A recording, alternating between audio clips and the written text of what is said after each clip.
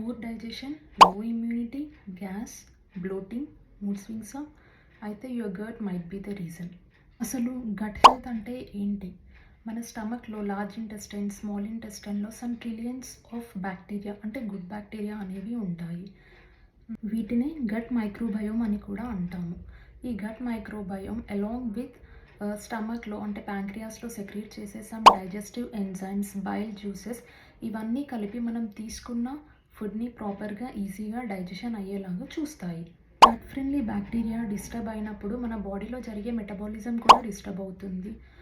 Sleep disturb అవుతుంది. Acidity, constipation, gastric reflex ఇలాంటి complaints చూస్తుంటాము. Even anxiety కూడా వస్తూ ఉంటుంది.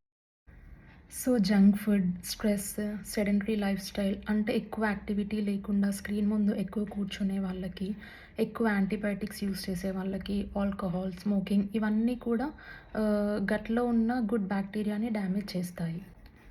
సో గట్ హీల్ చేయాలి అంటే మనం తీసుకునే డైట్‌లో ఎక్కువ ఫైబర్ ఉండేలా చూసుకోవాలి. హోల్ గ్రెయిన్స్ తీసుకోవాలి. ఫ్రెష్ ఫ్రూట్స్ తీసుకోవాలి. ఫ్రూట్స్‌లో కూడా కివి, పపాయ, మనకి రెగ్యులర్‌గా దొరికే జామకాయ ఇలాంటివి కాన్‌స్టిపేషన్‌కి బాగా పనిచేస్తాయి. అండ్ కర్డ్ తీసుకోవాలి. ఫర్మెంటెడ్ ఫుడ్స్ తీసుకోవాలి. వాటర్ కూడా మినిమమ్ డేలో 2-3 లీటర్స్ ఆఫ్ వాటర్ తీసుకోవాలి. Daily activity at least half an hour, 30 minutes of walking or any kind of exercise అనేది మనం డేలో ఇంక్లూడ్ చేసుకోవాలి. అండ్ మన కిచెన్‌లో రెగ్యులర్‌గా యూజ్ చేసే జింజర్, అల్లము, పసుపు ఇలాంటివి మంచిగా గట్ ఇన్‌ఫ్లమేషన్‌ని తగ్గించడానికి, బ్లోటింగ్ లాంటి ప్రాబ్లమ్స్‌ని కూడా తగ్గించడానికి హెల్ప్ చేస్తాయి. Simple diet and lifestyle changes can heal your gut. Healthy gut అంటే హెల్తీ యూ.